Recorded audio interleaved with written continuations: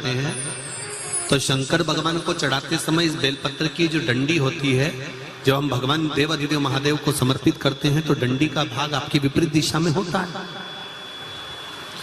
जब हम कोई कामना ना करते हुए बेलपत्र को समर्पित करते हैं तो डंडी का भाग विपरीत होता है।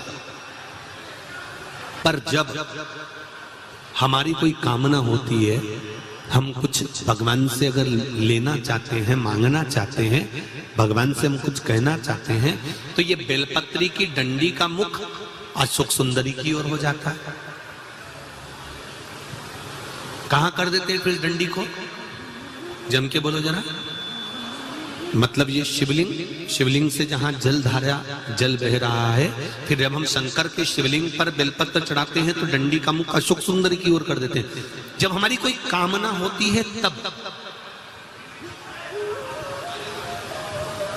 और जब कामना नहीं होती, हम केवल भाव से, दिल से भगवान शंकर को अपना बनाने के लिए भक्ति के बल पर हम शिव को रिझा रहे हैं, तो बेलपत्री का जो डंडी का भाग है वो आपके विपरीत दिशा में।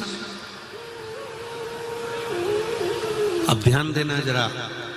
तीसरा,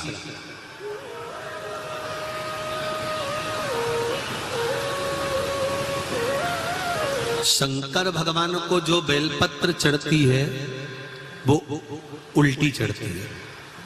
सब लोग ऐसे ही चढ़ाते हो ना? अरे बोलो तो जम के। मतलब ये जो चिकना चिकना सा भाग है ये शिवलिंग की ओर होता है, ठीक है? पर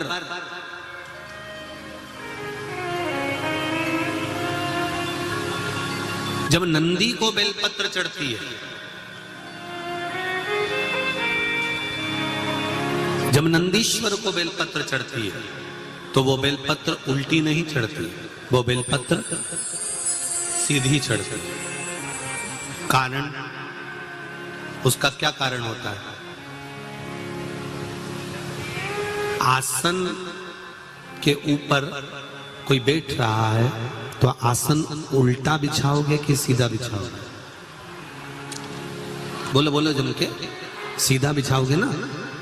तो नंदी पर हम जब बेलपत्र चढ़ाते हैं तो बेलपत्र उल्टी नहीं चढ़ाना। नंदी पर जब हम बेलपत्र चढ़ाते हैं तो सीधी चढ़ाते हैं। उसका कारण क्या है कि नंदी पर भगवान शंकर आसन लगाकर बैठते हैं तो हमारी बेलपत्री का सुख उनको प्राप्त हो जाए।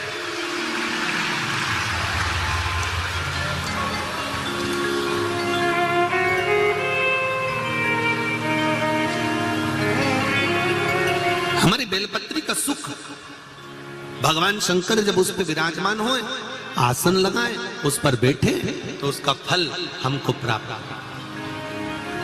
उसका फल हमको मिले। 20 साल, 7 साल, 21 साल संतान नहीं हुई, आपने डॉक्टर को दिखा लिया, जगह जगह जाकर होया है। अब एक काम करो, सफेद आंकड़े की जड़ तो मुरुका जी का नाम लेकर 21 बार शिव जी के मंदिर में शंकर जी में से घुमाकर कमर में उसी मंदिर में शंकर भगवान का शिवलिंग देखकर बांधो, रजस्वला धर्म के साथ में, और उसको कहकर बांधो, सारे डॉक्टरों के पास होकर आ गई हूं, तू ही बचा था। मैंने सारे सहारे छोड़ दिए, बस तेरा सहारा सब छोड़ दिए, अब कुछ नहीं बचा, अब केवल तू बचा है। और मेरा विश्वास कहता है कि तू जब सारी दुनिया का सुख दे सकता है, लक्ष्मी जी की गोद में गणेश दे सकता है, तो क्या मेरी गोदी नहीं भर सकता है? मेरा विश्वास कहता है कि तू ही देगा और तेरे दरबार से ही मिलेगा और कहीं नहीं, कहीं नहीं।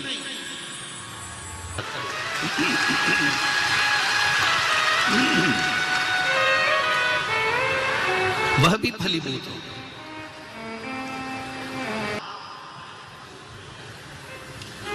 तीन 365 दिन पार्थिव शिवलिंग का निर्माण करोगे, सावन महीने में पार्थिव शिवलिंग का निर्माण करोगे, पर जितनी बार भी आप पार्थिव शिवलिंग का निर्माण करोगे तो सूर्य अस्त होने से पहले पार्थिव शिवलिंग का विसर्जन आपको करना पड़ेगा।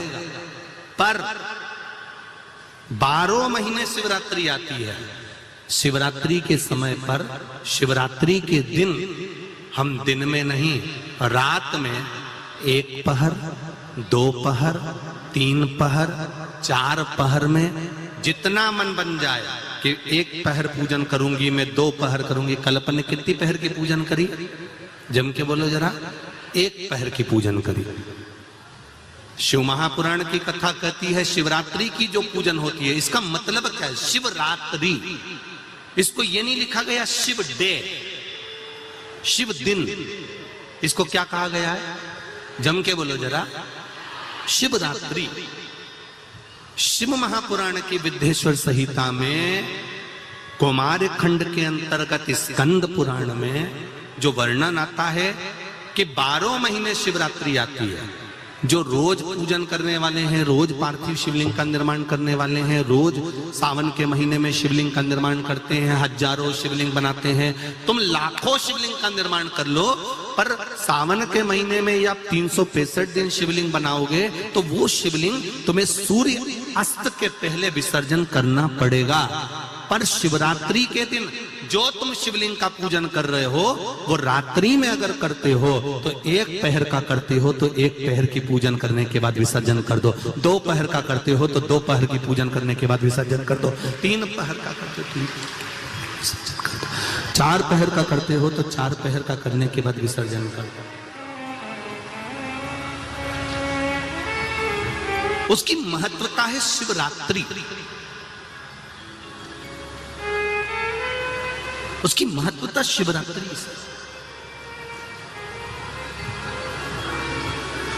कई लोगों के मन में संशय जाग जाता है कि गुरुजी, सूर्य अस्त के बाद क्या हम शिवलिंग की पूजन कर सकते हैं, क्या विसर्जन कर सकते हैं?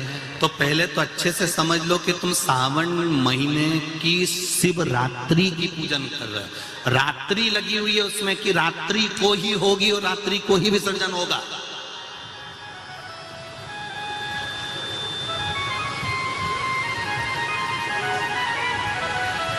और जो नी पढ़ा लिखा हो तो गीता प्रेस गोरखपुर की जो पंडित प्रदीप मिश्रा जी पोथी पढ़ते हैं उसको लिया,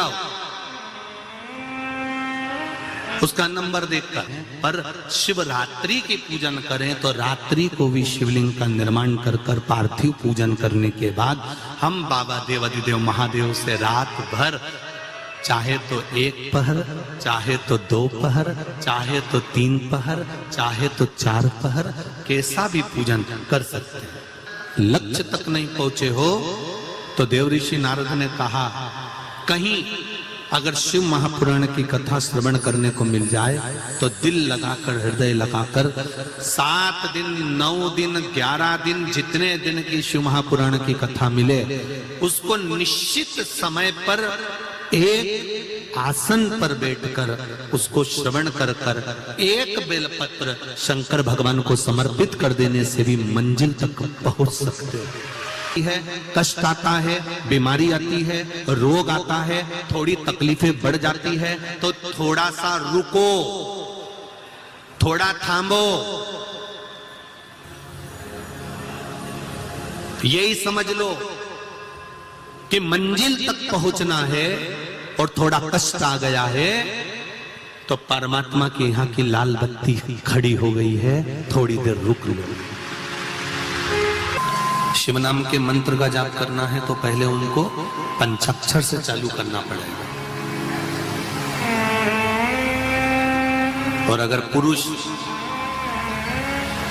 भगवान शिव के मंत्र का जाप कर रहा है तो उसको षडाक्षर से चालू करना पड़ेगा। समझ लेना जरा अच्छे से एक बार हो, जिससे हमारे से कोई गलती ना हो जीवन में। पंचाक्षर मंत्र सब बोलो जरा एक बार। नमः शिवाय, जम के बोलो। ठीक है। अब माताएं जब मंत्र का जाप करती हैं तो यहां से चालू करती हैं, जो अभी आपने बोला। पुरुष जब भगवान शिव के मंत्र का जाप करता है तो षडाक्षर मंत्र से चालू करता है। ओम नमः शिवाय। माताएं जब भी चालू करेंगी नमः शिवाय, ओम नमः शिवाय, नमः शिवाय, ओम नमः शिवाय। अब पुरुष करेगा कैसे? ओम नमः शिवाय, ओम नमः शिवाय, नमः शिवाय, ओम नमः शिवाय। माताओं का पंचाक्षर मंत्र जाप करना और पंचाक्षर मंत्र के बाद षडाक्षर मंत्र जोड़ना, ये वंश की वृद्धि करने वाला।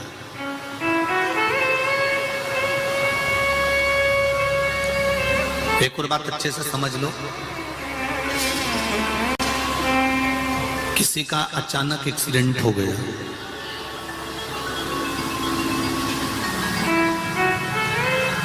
तुम्हें शुद्ध नहीं है,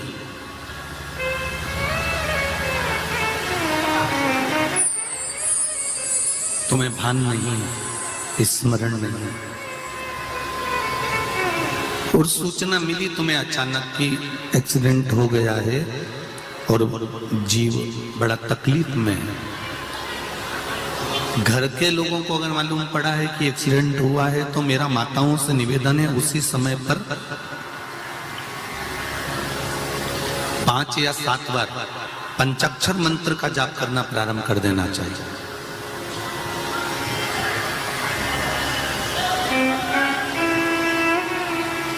घर के उस चौखट पर जहां अपने पूर्वजों का स्थान है, जहां अपने पितरों का स्थान है, जहां अपने देवताओं का स्थान है, जहां अपने कुल देवी देवता का स्थान है, उस चौखट की ओर स्मरण कर कर शंकर के पंचाक्षर मंत्र का जाप कर लिया।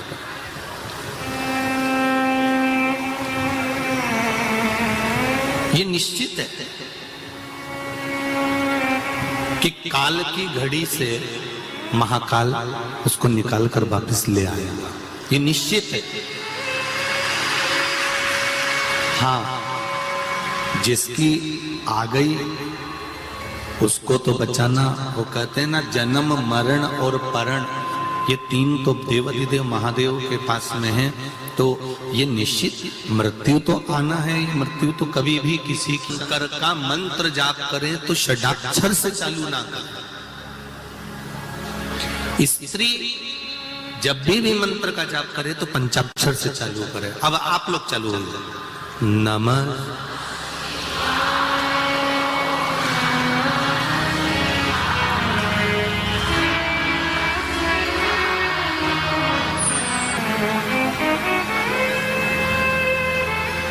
फिर समझ लेना, अभी कथा में कहा शंकर भगवान का आधा स्वरूप, भगवान देव अधिदेव महादेव का आधा स्वरूप संसार में मृत्यु लोक में जितनी स्त्री जन्म लेती है उसमें शंकर भगवान का आधा स्वरूप विराजमान रहता है। इसलिए जब तब साधना, उपासना, व्रत, नियम, धर्म ये स्त्री कर सकती है, पुरुष के बस की बात नहीं।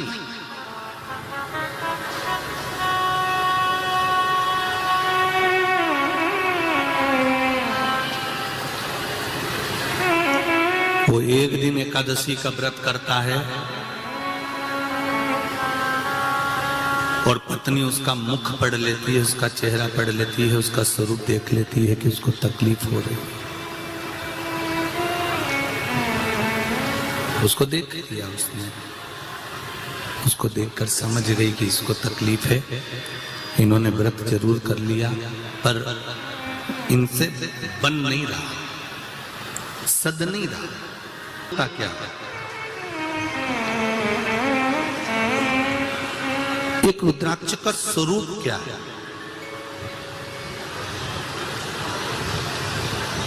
हम पहले भी कथा में कहे कि पूरी दुनिया से तुम 1 लाख का, 5,000 का, 25,000 का, 10,000 का, 50,000 का रुद्राक्ष लेकर आ जाइए और उस रुद्राक्ष को आप भले पानी में गला लो, उस रुद्राक्ष को भले आप धारण कर लो, पर कुबेरेश्वर धाम का जो रुद्राक्ष है, जिसको शिवरात्रि के समय पर बाबा देवाधिदेव महादेव के भाव से सिद्ध किया जाता है, उस रुद्राक्ष को कोई कीमत से नहीं, निशुल्कता के भाव में, अभी तो थोड़ी व्यवस्था नहीं है इसलिए उसको हम लोग नहीं दे रहे हैं, पर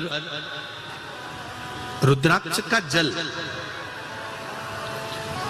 शंकर भगवान को चढ़ाकर उस जल का पान करने पर कैसा भी रोग, उस रोग को कंट्रोल में किया जा सकता, उस रोग को कंट्रोल में किया जा सकता। और मेरा एक निवेदन है आप सभी से, जो भी रुद्राक्ष आपके घर में है, जो भी रुद्राक्ष आपके यहां पर विराजमान है,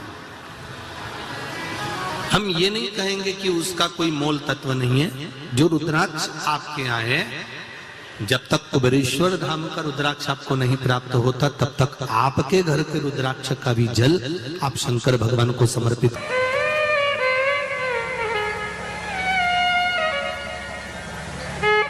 जब जिंदगी के मोड़ पर जब तकलीफ आती है, कोई साथ नहीं देता, साथ देने वाला केवल एक ही होता है, वो है देवाधिदेव महादेव। जब जीवन में दुख आया, तकलीफ आई, कष्ट आया, बीमारी आई, रोग आया, तकलीफें जब इकट्ठी हो गई, तब तुम कहीं सारी दुनिया में होकर आ गए, तब अंत बिंदु में उसके पास जाना वो निभाएगा। सती मैया का जन्म हो, दक्ष प्रजापति ने माता जी से मांगा कि मेरे घर में एक बेटी का और जन्म हो जाए, अगर बेटी हो गई तो अच्छा होगा। तो माँ खिलखिलाकर हंसकर बोली, रे दक्ष प्रजापति, इतनी बेटियां, 60 कन्या के जन्म के बाद तो लोग लड़का मांगते हैं, छोरा मांगते हैं, और तू बेटी मांग रहा है। दक्ष प्रजापति कहता है बेटा नहीं चाहिए, मुझे बेटी दे दो। क्यों? बेटी बाप के दुख को जानती है, बेटी बाप के दुख को जानती है, उसे मिलेगा जरूर। फिर भी सती मैया ने क्या मांगा था? कुंभज ऋषि ने कहा, कथा सुनने के लिए जब सती बैठी तो उसके मन में आया कि विवाह होने के बाद तो मेरे पति को मुझे कहीं घुमाने ले जाना चाहिए, पर इन्होंने तो मुझे कथा में लाकर बिठा दिया। उससे अच्छा है ये मेरा शरीर ही जलकर भस्म हो जाए तो ठीक है। शंकर भगवान से कुंभज बाबा कहते हैं, तुम्हें राम का दर्शन होगा, क्योंकि तुमने राम का दर्शन मांगा था। इसने मांगा था कि शरीर जलकर भस्म हो जाए, तो सती का शरीर जलकर भस्म होगा। मेरा माताओं से हमेशा निवेदन रहा है, शिव महापुराण की कथा में जब भी बैठो, कुछ भगवान शंकर से अपने लिए मांगो। ये नहीं कि इसका बुरा कर दो, कि इसका बेकार कर दो, नहीं, अपने लिए मांगो। जैसे श्रावण महीने का अधिक मास, श्रावण महीने का शिवरात्रि आती है, तो आज अपन लोग सब अपने अपने घरों में बैठकर अभिषेक करेंगे। घरों में बैठकर क्यों अभिषेक करेंगे? कहा गुरुजी मंदिर में हम पार्थिव शिवलिंग बनाए या यहाँ बैठकर बनाए, तो क्या नहीं बना सकते? नहीं, घर पर बैठकर अभिषेक इसलिए करो क्योंकि शिवरात्रि श्रावण महीने की है। इस दिन माता लक्ष्मी 33 कोटि देवी देवताओं के साथ जहां पार्थिव शिवलिंग का निर्माण होता है, उस स्थान पर कुबेर का भंडार भरने के लिए तत्पर खड़ी रहती, इसलिए घर पर करो।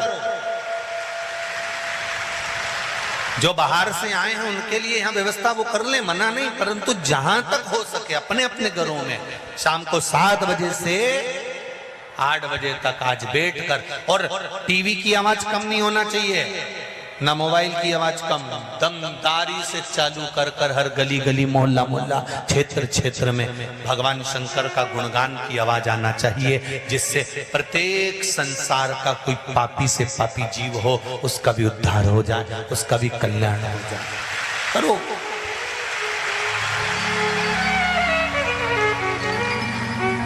शिव आराधना। भगवान के लिए कितना भी कर दो।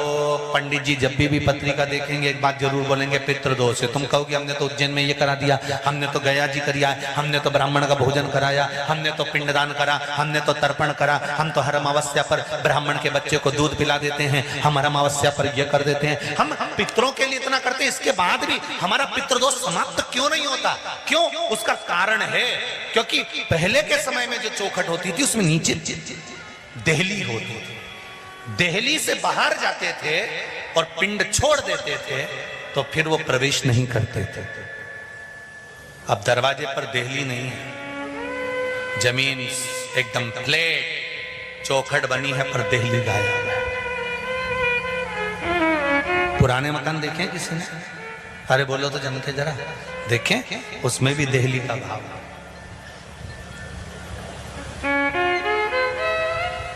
हम जान तो पाते नहीं है, हमने तो आजकल फैशन पकड़ लिया बस कि भैया आज के जमाने में सब फैशन चल रहा है, आज के जमाने में गोल चौखट का फैशन चल रहा है। अरे शिव महापुराण का संवाद कहता है शंकर भगवान के शिवलिंग का मात्र स्पर्श होना चाहिए, ये नहीं कि तुम अंदर प्रवेश करो।